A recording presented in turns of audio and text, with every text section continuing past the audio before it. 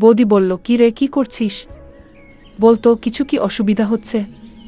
আমি বললাম, তুমি আমার জন্য আজ যা করলে তা আমার সারা জীবন মনে থাকবে। হ্যালো বন্ধুরা, তোমাদের জন্য আজ আরও একটি নতুন ভিডিও নিয়ে হাজির হলাম। আজকের ভিডিও পুরো দেখলে বীর্য মাথায় উঠে যাবে। আজকে আমি বলব স্যারের বউ মানে আমার বৌদির সাথে ঘটে যাওয়া গোপন কাহিনী। চলুন ভিডিওটি শুরু করা যাক। আমি অভিষেক। আমি তখন চাকরি বাকরি কিছু পাইনি, সবে যৌবনে পা দিয়েছি। সে সময় এত অ্যান্ড্রয়েডের মাতামাতি ছিল না, সবে মার্কেটে এসেছে। যৌবনে বিভিন্ন শখ জাগে ছেলে মেয়েদের, আমিও সেই দলেই পড়েছি। শখ হলো কম্পিউটার শিখব। আমার বাড়ি থেকে কিছু দূরে সেন্টার ভর্তি হলাম। তাড়াতাড়ি শিখতে লাগলাম।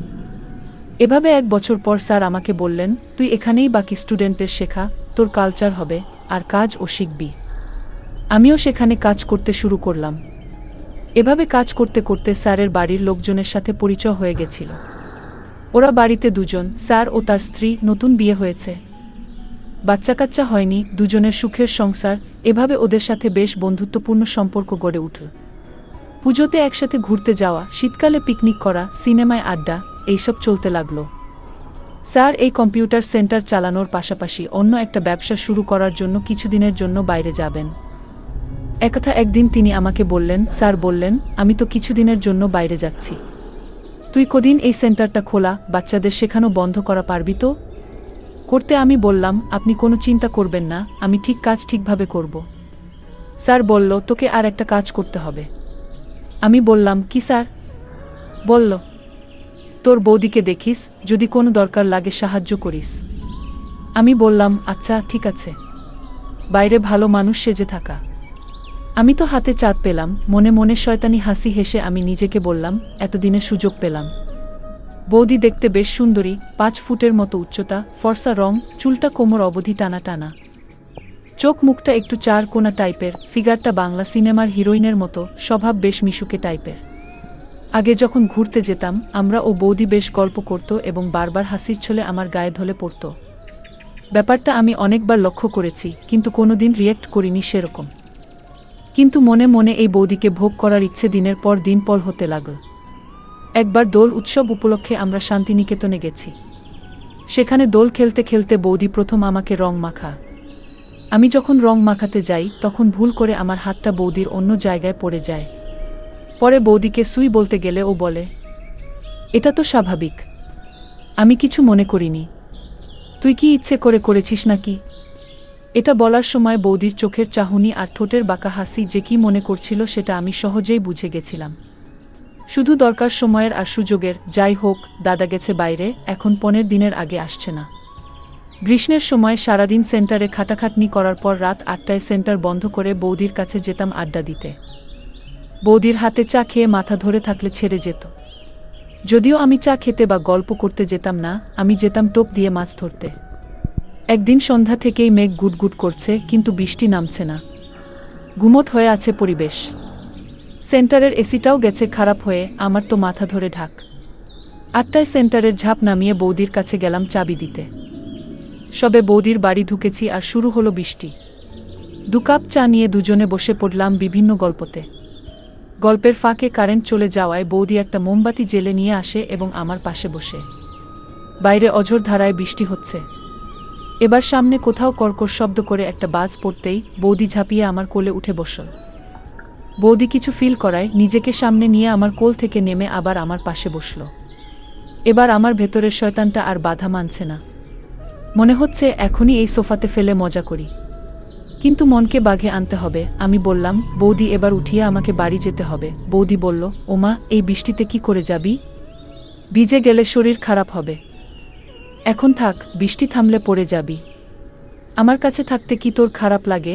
আমি বললাম, না না, খারাপ কেন লাগবে? এই বৃষ্টির যা অবস্থা, সারা রাতেও থামবে কিনা সন্দেহ হয়। বৌদি বলল, না থামলে থামবে না, আমার কাছে থাকবি। তোর স্যার ও বাড়ি নেই, একা থাকতে কেমন লাগে? একজন থাকলে ভালো লাগবে। তখন রাত 10টা বেজে গেছে। বৃষ্টি থামার কোনো চিহ্ন নেই, তার সঙ্গে ঝোড়ো হাওয়া আর বিদ্যুৎ। বৌদি রাতের খাবার আগে থেকেই বানিয়েছিল। রুটি আর চিকেন খেয়ে আরামে বসেছিলাম সোফাতে। বৌদি ধোয়া মোছা করে আমাকে বলল, শোনো, তোকে এই অবস্থায় আমি ছাড়ব না। তুই আজ এখানেই শুয়ে পড়। আমি নেকা সেজে বললাম, এখানে তো একটাই খাট, শুতে অসুবিধা হবে। বলে রাখি, বৌদিদের বাড়িটা খুবই ছোট, ভাড়া বাড়ি, মালিক অন্য জায়গায় থাকে। একটা কিচেন, বাথরুম, একটা বারান্দা, সেখানে সোফা, টিভি আর একটা ছোট বেডরুম। বৌদি বলল, তুই আমার পাশেই শুবি, তোর তো খারাপ চিন্তা নেই আমাকে নিয়ে।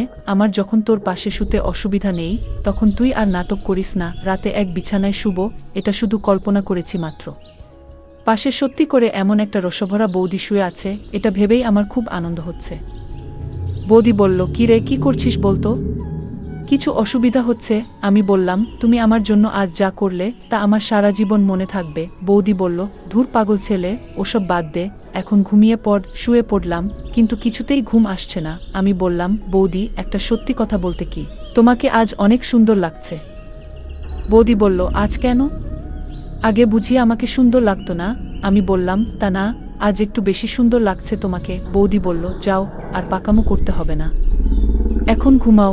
আমার মাথায় খারাপ চিন্তা তখন ঘুরে বেড়াচ্ছে, কিন্তু আমি বৌদিকে বলতে পারছি না।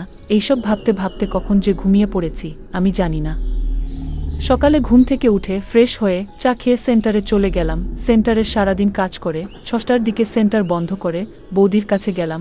আজকেও বৃষ্টি হবে মনে হচ্ছে, তাই বৌদি বলল, আজকেও থেকে যেতে। আমিও থেকে গেলাম। মনে মনে ভাবছি, আজকে যে করে হোক বৌদিকে পেতে হবে, কেননা কালকে স্যার চলে আসবে, আর স্যার এলে আমি আর পাবো না। আমরা খাওয়া দাওয়া করে শুয়ে পড়লাম। আমি এবার বুকের সাহস নিয়ে বৌদিকে আমার মনের কথা বললাম। বৌদি বলল, তোমার কি মাথা খারাপ হয়েছে নাকি? তুমি জানো তুমি এসব কি বলতেছ? তাছাড়া আমি তোমাকে ভাইয়ের মতো দেখি। বৌদি বলল, এসব ঠিক না, আর আমি তোমাকে কোনোদিন ওরকম চোখে দেখিনি। আর কেউ জানলে আমার তো সর্বনাশ হয়ে যাবে, আমার ঘর সংসার সব শেষ হয়ে যাবে। আমি বললাম, তোমার কি মাথা খারাপ নাকি?